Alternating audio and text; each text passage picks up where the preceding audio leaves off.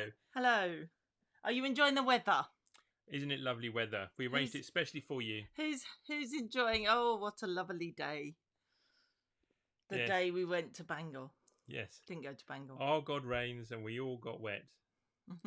Good to see everyone here. And it started a week of rain, hasn't it? Is it a week of rain? Yeah, I'm Wow. sorry to tell you. As a dog trainer who does most of her training outside, I know what the weather's about to do. Well, I'm just glad that God thought to remind us about the Rainbow Covenant last week. Yeah, he did. So we don't have to panic. True enough. True enough. Good evening, Howard and Sue, Iris, Mel and Margaret, Jane and the Covington clan, Beth and Laurie and June.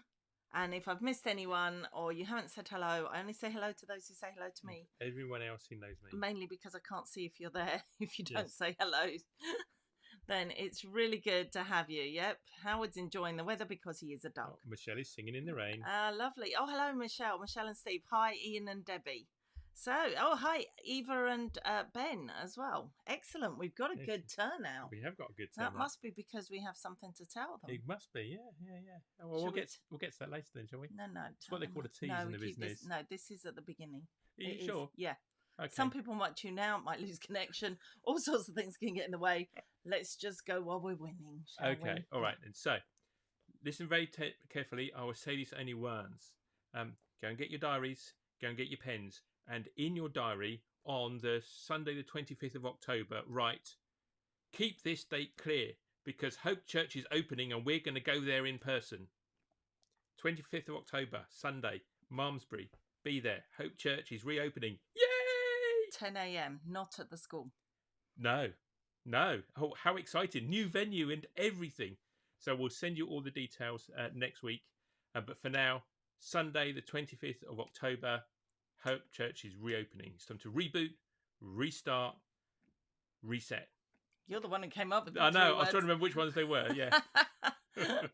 So that is excellent news. As you know, it may look a bit different, but I tell you what's not different. God is Correct. not different, and we will meet together, and we will be in His presence together, and we will hear from Him together, and we will worship Him together in one way or another. And for those of you who cannot come together, if you are not able to come, and we do understand that may be true for some of you, then don't worry, because that morning service, so your life will change slightly, because that morning service will be recorded exactly as it is. Is that right? Exactly as it is. And then we'll broadcast that on Sunday evening using the same platform that we've been using in the morning. So that we'll have the chat window, and me and Lydia will be there, and we'll still be there chatting to you like we have been in the mornings. Yeah. Okay, so our commitment to you is strong. If you can't come, we're still with you. Okay. So either way, you get two opportunities to get to church now. Hey. Yeah. And if you really enjoyed it, you can come back. Come again in the evening. Come join in. Evening. Yeah. Join in with the chat. Yes, because in the evening one, you can join in with the singing. In the evening one, you can. And you don't have to wear a mask. That's all true. Although, however, please come to the live one. Yeah, absolutely. Excellent. Right, so we're glad to have shared that good news with you, and I think it was a good place to start. I really do. Mm-hmm. But now we're on to our continued study of the 10 things that mentally strong people give up to gain inner peace. So I just want to remind you of 1 to 5, which we've already covered. So I'll just read the titles out. These are the 10 things mentally strong people give up to gain inner peace. Okay. Number 1, engaging with toxic people. Give up engaging with toxic people. Number 2, give up excessive self-blame. Number 3, give up chasing happiness. Number 4, give up staying comfortable. And number 5, give up the victim mentality. You know, just as I was saying it, staying comfortable. We might have got quite comfortable with how church is right now. It might get a little bit uncomfortable for a few weeks. Yeah, but in a good way. And you're gonna have to get up and actually get dressed. Yes. Like that's gonna be we love you, and God accepts you as you are, but we don't want to meet you in your pajamas in Malmesbury. I really don't. But just to answer June's question before we dive into it, June was asking, do you have to wear a mask when we meet again in church? So the current guidance is yes. We're not expecting that to change. So unless you've got a note from your doctor saying that you don't need to wear a mask, then the rules are for houses of worship, everybody must wear a mask on the inside. Sorry, just So thinking of children with their note. yeah. I'm excused.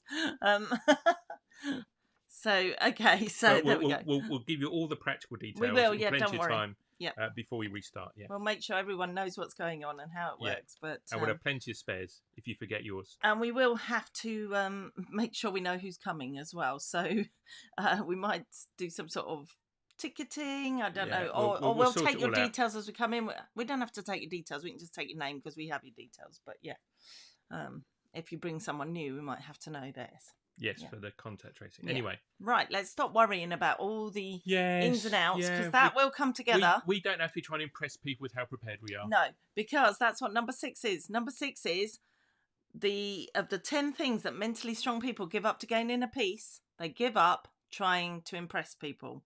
Now, I think that's something we all do a little bit more than we think we do. Mm-hmm. When I actually think about it, I definitely want to impress people. I definitely feel happier when people say, I look nice. Thank you, June. She said that today. We're both looking great.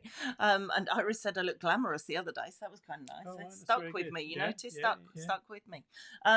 So I kind of like feeling like I'm not, letting the house down, as it were, letting hope down. So yeah, trying to Mm. impress people is something you're not really thinking that you're trying to impress people, but sometimes I think we do that a bit more. And so in order to not really impress you at all, I will allow Mark to tell you the story of the laptop. Or shall I tell the story of the laptop? So Lydia's laptop died. It's about 10 years old, so we'd had good value for money from it. So she needed to get a new one because she uses it for her work all the time. And so as she was setting up her new girly pink laptop, I don't know if you can see the colour properly. You can't yeah, really. girly pink laptop, um, because she doesn't do technology and she doesn't do change, so this is quite stressful. It had to be the same as her old one, So true. except a girly colour. So true. As I was doing all the setup, and she said, "Have I got Word? Can I do Word?" I said, "Yes, you've got Word." She said, "Okay." Have I got email? Can I do emails? I said, "Yes, you got emails." She said, "Okay." She said, "Have I got internet? Have you put the internet on my computer?" And I said, "Yes, I've downloaded the whole internet onto your computer. I've spoken to the fathers of the internet. We've taken a copy. We've put it on your laptop, and now you've got everything you'd ever need." And then she was happy because that's how the internet works, isn't it? I do actually know. Well, I don't actually know how it works. Not a clue. What's this cloud? I don't know. I still literally imagine a cloud up there. But I just wanted to know it was going to work with the internet. So he can make fun of me. And it was actually worse than that. He said, "Are there any other apps you use?" And I said, "The internet." That was actually how the conversation went. I don't know. I don't know if it's an app or not. Make sure it's there. Have you upgraded it? Have you still got the old internet? I don't know. How do I know? I don't know. It looks the same, so it's probably the Yeah. old one. Okay, so I'm going to try not to impress you with what I've planned, but 10 things mentally strong people give up to gain inner peace. One of them is trying to impress people. And when we're doing that, when we're thinking about what people might think of us, we can waste a lot of time over it. There are times I have not been able to pick an outfit to wear. Mm-hmm. I mean, that's just ridiculous because I'm concerned about what people might think. A lot of it, you notice, is how I look. I don't know. I didn't realise it was this bad until I'm having this conversation. So, Therapy on the sofa. yeah, In front I'll of figure it all out later. in front of the internet. Yeah. And the other problem with trying to impress people is that you are then depending on the admiration of others. Mm-hmm. And that gives other people power over you. It absolutely does, yeah. That's no good. That is no good. We don't want to give other people power over us because then we might start worrying about what other people might think and we might adapt our choices according to what other people might think. And that might hold us back when we should actually step up and step out. Yeah. So I want to encourage you this evening to be more free and to be you and not worry about what other people think because actually in the end, it doesn't matter what other people think. You have to be true to you. You have to be true to where you're at and what you're doing and what you're thinking, what you're trying to do for God. You can't be worried about what other people think. And that comes in every area of life, because there's such a thing as so it's gone. If it's not in my notes, it's not in my head. Can't think of the word. Imposter syndrome. Imposter syndrome. Yes. Imposter syndrome, where you think you can't do it because you've only been a Christian 5 minutes. How can I preach a sermon? How can I bring a thought for the week? I've only been a Christian 5 minutes. Couldn't possibly. Well, that's not actually true. You see, God may have laid a message on your heart, and you could bring it. So, do you see? How many years' experience did Peter and James and John have before Jesus sent them out with the gospel? Yep, Not exactly. a lot. They had no certificates on the wall. Yeah, exactly. And in fact, most of the things we see in the Bible is Jesus telling them that they're wrong and stupid, and they got it wrong again, and then he still trusted them. But the thing about trying to impress people is that it can stop you from doing things as well, can't it? So you can do things in order to impress people, but you might not do something because you're worried what they might think. Because you think they'll be unimpressed. Yeah. Were you going to come up with a? Oh, not. No, I thought you were going to come up with some Bible, so I was. I was. Oh no, that's fine. Okay, I didn't know if you were going somewhere with that. Okay, so Luke 6 verse 26, Jesus said, "Woe to you when all people speak well of you, for so their fathers did to the false prophets." So, actually, people speaking well of you isn't something that you necessarily want to be aiming for, is what Jesus is saying. Well, yeah, absolutely. Especially as a Christian, or if you're in any form of leadership, if everyone is agreeing with you, right, you're not doing your job. Yeah. Because the whole point of being a Christian is that we should be countercultural. Okay, we are salt. We are light. We are different. We're swimming in the opposite direction. So if everyone is agreeing with us and saying how wonderful we are, then we're not doing a very good job of pointing out the flaws in society, of speaking truth to power, and being the salt that Jesus wants us to be. Absolutely. Yeah. Pick your battles, though. Oh yeah. There's a strong message on that one as well. You don't have to make enemies. No. And that's not what we're saying. But we're saying, if God has laid something strongly on you, it's okay to be you, okay? And not be looking for approval from others. So something else Jesus said, he was talking to the Pharisees in Luke 16 and verse 15. He's talking to the Pharisees and he said to them, "You are those who justify yourselves before men, but God knows your hearts. For what is exalted among men is an abomination in the sight of God." So it's like, stop looking to get everyone else to approve. Who should we be looking for approval from? Sometimes when everybody else is approving of us, actually, God may not be approving of us. That's what he's saying, because the Pharisees were very showy. Look, I'm giving my money. I am washing my hands, which they'd fit in very well right now, wouldn't they? Yeah. Like that. That's it. Like that. Like that. So the Pharisees would show that off, wouldn't they? And so he's saying, look, everyone else goes, "Oh, aren't they good?" And that's what happens sometimes. And in the Christian world, that really can happen. It's like, "Oh, they're very holy. They just said they pray 3 hours in the morning." Well, just telling you that was trying to impress you. Yeah. That's a private thing. I don't need to tell you that. Jesus says, "Go and pray go pray in private, and don't tell people what's going on." Yeah. But so here's one where Christians fall into this trap. Are the prayers that you pray in your bed the same as the prayers that you pray out loud at a prayer meeting? or is one much more simple or one much more grandiose? Do you pray out loud in the King James Bible and you pray in private in the Good News Bible? I changed the language. Yeah. Oh Lord, we beseech you. Yes. Dear God, please help. Yeah, same thing. So what we're saying is, it doesn't matter if you do naturally say beseech, then go for it. But don't try and put on airs and graces when you are amongst because of what company. You think other people will think of you. Absolutely. It's funny because sometimes preachers get told they've got a preaching voice. Now, if I have, I'm really sorry, because I don't mean to have a preaching voice. I mean, I have a I'm speaking publicly voice, but if you watch any of my dog training videos, I think I sound the same. I might be wrong, but this is my public speaking voice, and it's not designed to impress you or sound holy. It's just to make sure that I'm speaking to a large group of people. Okay, so that's a little different to having a preaching voice where you talk like this all the time, then you get up to preach and you go, now, please turn with me to Luke chapter 7. Luke. All right, so 1 Thessalonians 2 verse 4 says, but just as we have been approved by God to be entrusted with the gospel, so we speak, not to please man, but to please God, who tests our hearts. That's twice we've heard he looks at the heart. On Sunday we heard about David, who was chosen because God looks at the heart, not at the outward appearance. Funny that I started with outward appearance. Like it all comes together even by accident, you know. So absolutely. And yeah, Iris, people don't like the truth and they don't always appreciate the truth, which is why we sometimes hold it back to impress people. But also we shouldn't speak the truth to impress people either. There are times when we get, you know, we might say more than we needed to.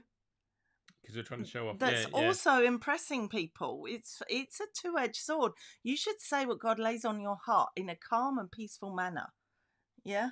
But once we start getting all kind of bells and whistles, we may be going too far the other way as well. So I think it's quite an interesting thing. It is, because it's just about not impressing people. If you think you're trying to impress someone, even if there's a single person in your head that you think, oh, I hope they liked what I said. You know, Facebook is so good for that, isn't it? Facebook, we type something and then we look and we wait and I hope so-and-so likes it. I hope if they like it, then it was okay. Yeah. Or if someone says they like the sermon on the Sunday morning, watching the comments, did someone say they liked it or did they not agree? Can someone visit June in a minute? Get rid of a spider. Yeah. Get your Hoover out. The long. I'm not sure you like doing that with the Hoover, though, do you? That's too hard, isn't it?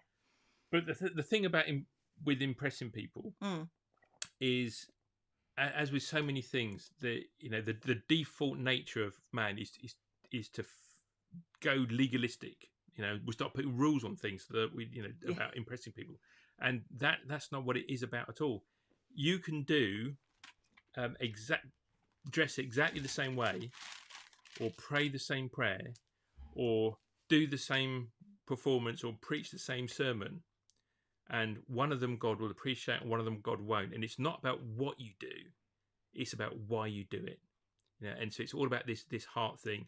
It's not it's did you say those things or dress that way in order to impress a person, or because you thought God would appreciate it? Yeah, and it's the motivation, not the things that we do, which is so much more important. And that's always the litmus test. So two people could do the same thing. One of them will please God and one of them won't. Yeah. It's not what they do that matters. It's the motivation that caused them to do it, which is why God, judged David well, because it was David's heart that was right. And God looks at our heart. It's our motives that matter much more than what we do. And so lastly, the last scripture I wanted to take us to just really impress us that actually we shouldn't be trying to impress people, but there is an audience of one. There's a whole album written by, is it Matt Redmond? Audience of One. An audience of one. That actually, that's who we are trying to, we do want to impress, and that's okay. I don't mean that in a bad way, but it's okay we want him to say, well God done, my good and faithful servant. Yeah, good girl. Yeah. That's kind of dog-like, isn't it? Good girl. Oh, it's a good girl. It's a Tickle good girl. your tummy. Yeah. Okay. So can't help it. Once a dog trainer, always a dog trainer. So Galatians 1, Paul is actually talking about people who are preaching an alternative gospel. They're not preaching the truth. So he is doing something really hard here. And this is one of the hardest things, is to say, actually, that's not truth. And yet those people think they're speaking truth. So he's coming again. He's coming in a very difficult place. Yeah. And what he says is, and I'm going to read you verse 9 and 10 from Galatians 1. As we have said before, so now I say again, if anyone is preaching to you a gospel contrary to the one you received, as in you received from us, and we brought it to you, let him be accursed. Wow. For am I now seeking the approval of man or of God? Now, if he was seeking the approval of man, he'd let it be and let it lie. Or am I trying to please man? If I was still trying to please man, I would not be a servant of Christ. There are times when we have to come against something that will not be popular, and it's one of the worst things ever. It's one of the most uncomfortable things ever. Remember what mentally strong people do? They stop being comfortable. So I hope that I've encouraged you to not try to impress people. And that whole imposter syndrome that I was trying to allude to earlier is because it kind of falls into the two categories I've got here. Number 6 was trying to impress people. We need to give that up. But number 7 is the pursuit of perfection. And I think when we get imposter syndrome, it's where we think that we're not quite meeting the grade. It happens a lot in business. It happens a lot, especially when you work for yourself. So the funny thing is today, I did not do this on purpose. Today, I posted on my Facebook page my approved dog training status. I've had that since August. It's a little badge thing I can now use on my website. I was trying to put it on my Facebook page, my Faithful Friends Dog Training Facebook page. But somehow I posted it personally and then I just shared it onto my page. It still isn't actually there as a regular thing. And I'm not really sure how to, because they've changed how business pages work on Facebook. So I'm a little bit lost. And you love Once change. again, you've heard how much I love change. So I just got a little bit lost and it just ended up posted as just this random giant, thing. big icon. So now it looks like I'm fighting my own imposter syndrome. I didn't feel like an imposter beforehand. But it's the kind of thing I would have done if I felt like an imposter. And actually, it is easy to feel like an imposter. There are moments when, and I went to a big dog training conference last year. I'll be going again this year, but online. And there was a moment where we had to break out. We had to pretend scenario. And we had to come up with ideas. My mind went blank. If I sit in a room with someone and they've got a problem with their dog, my mind comes up with all sorts of things. But my mind went blank because I was with other dog trainers.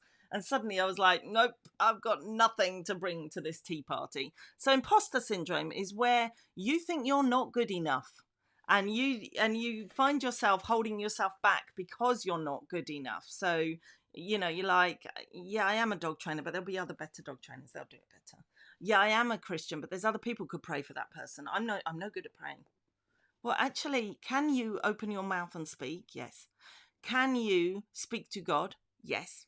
Then you're as good a person to pray for someone as anyone. Let me tell you, there's a lady, oh, for goodness sake, now I hadn't thought of her either until now. I think her name is Joyce something. She's a writer. Oh, gosh. My mum's not in here, is she? Joyce Grenfell? No. Joyce No. Meyer. Shush. She's a Christian from years ago. She's a British woman. And she had some sort of disease, ME or MS. MS, I think it was. I know who you mean. Yeah. The lady in the wheelchair. Yes. And she was healed. She wasn't called Joyce. No, but it began with a J, I think. Somebody might know. Jennifer Rees-Larkham. No, is it? Jennifer Rees-Larkham. Is she the one that was healed? Yes, by someone who was a very young Christian. So, new young Christian woman, I think it was, came up to her and prayed for her. And said, I think God wants me to pray for But you. let me tell you, Jennifer Rees-Larkham, who was in a wheelchair at the time. I've been prayed for by all the big preachers, by the most famous, all the big conferences. She's a writer. She's a Christian writer. She knew them all. They'd all prayed for her. But the person who prayed for her on the day that she was healed was a young new Christian. So there is no imposter syndrome in the kingdom of God. The same spirit that raised Jesus from the dead lives in you. Yeah. The same spirit that lives in me, lives in her, lives in you. Absolutely. Yeah, absolutely. So, number 7, the 7th thing that people give up to gain inner peace, to be mentally strong, is the pursuit of perfection. Mm-hmm. And for some of us, that's actually really difficult. Some of us it's easy because, we're perfect already. So some of us don't realise. But striving for excellence is healthy. I want you to know that. Yeah. Excellence is required. What do you want to say anything about excellence at all, or? I think the difference between striving for perfection, striving for excellence, is one of them is healthy, one of them is unhealthy. You want to do good for the person that you're giving it to, whereas the pursuit for perfection actually is something that's ultimately narcissistic. It's all about you and you wanting to be perfect, and it's not so much about the thing that you're doing for someone else. Mm.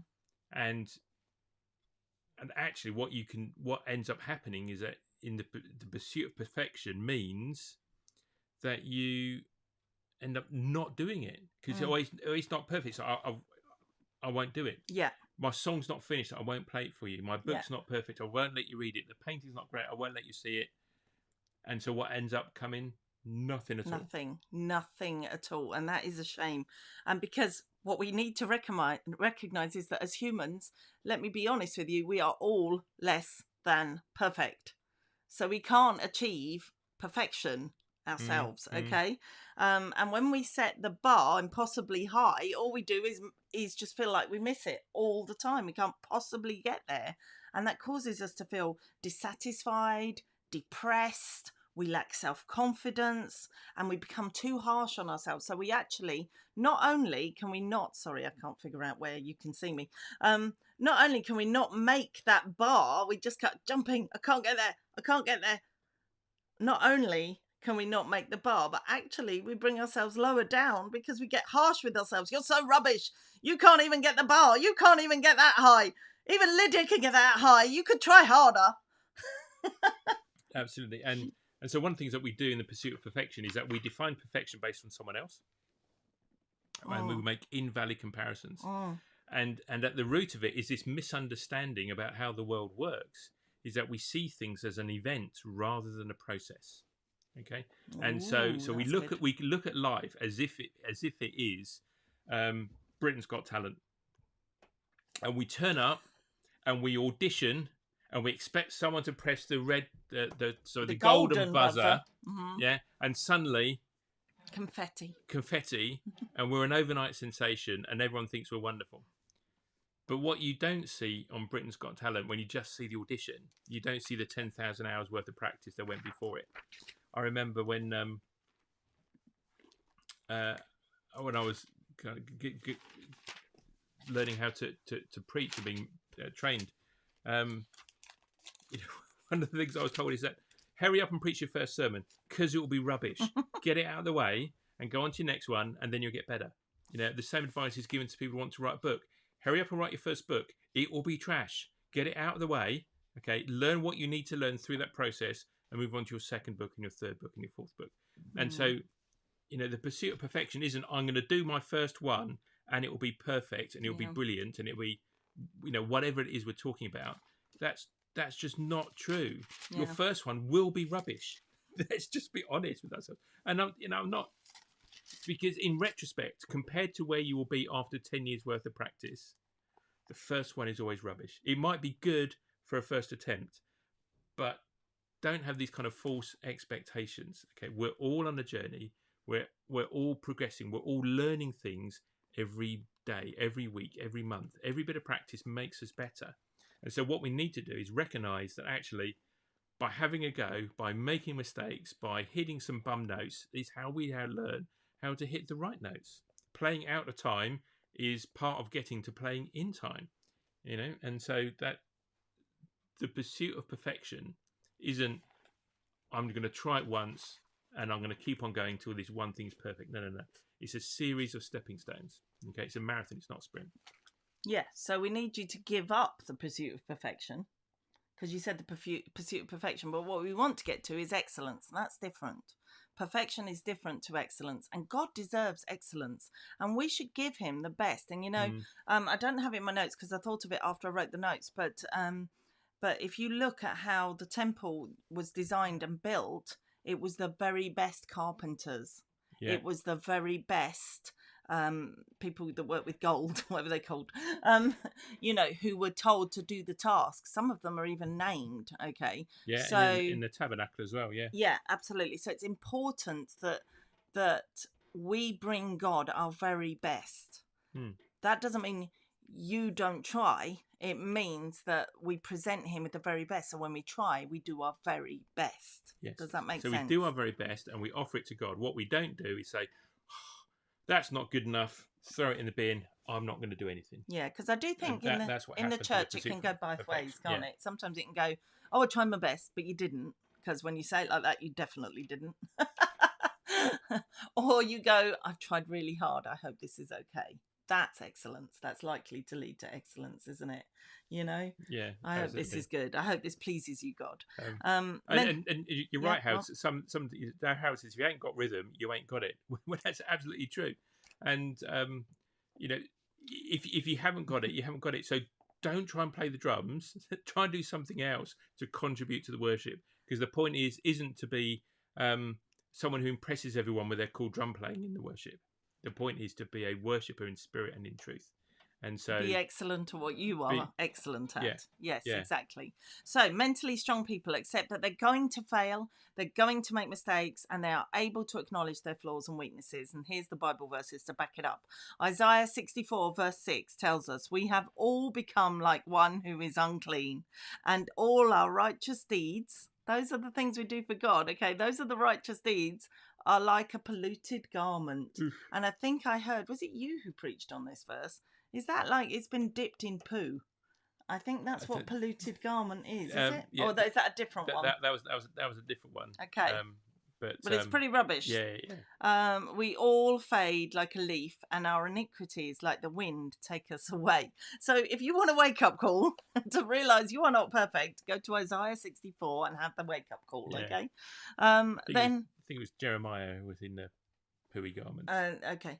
And 1 John 1, verse 8 reminds us that if we say we have no sin, we deceive ourselves and the truth is not in us. And the only way to be perfect would be to be sinless. And there's only one sinless human being that's ever walked on the planet. His name is Jesus. So you have what they call a God complex if you think you haven't got any sin. Well, absolutely. And in James in his letter and John in his letter, they all say, confess your sins to one another, talking to saved Christians. Okay. Yeah. So in other words, so You're likely to you are sin. going to make mistakes. Yeah. Okay. Acknowledge them and then move on. Yeah, absolutely. I've probably sinned many times today. It's just that they're not all at the forefront of my mind. And I'm not about to confess them all to you. Not on the internet. That would be unwise. Yes. So let's finish on a happy note. So Colossians 3 verses 22 to 24 says, oh no, it's 23 to 24, sorry. "Whatever you do, work heartily as for the Lord and not for men." It sums up everything we've been talking about today. Mm-hmm. "Knowing that from the Lord you will receive the inheritance as your reward. You are serving the Lord Christ." Do you know what? If we just keep that in mind, we won't be trying to impress people. And we won't be trying to be perfect. We'll be doing what we can to excellence, though. I think that is the best way to sum up this evening. Absolutely. Absolutely. Thank you, Lydia. That was really good. Thank you everyone who joined in. Yeah. So if you arrived late, I just want to remind you that October the 25th, Sunday, October the 25th, Hope Church reopens its doors in Malmesbury Town. I will be giving you more details as we go, but expect to be at church 10 o'clock, Sunday, October the 25th. All right. God bless you all. Have a lovely week. Bye for now.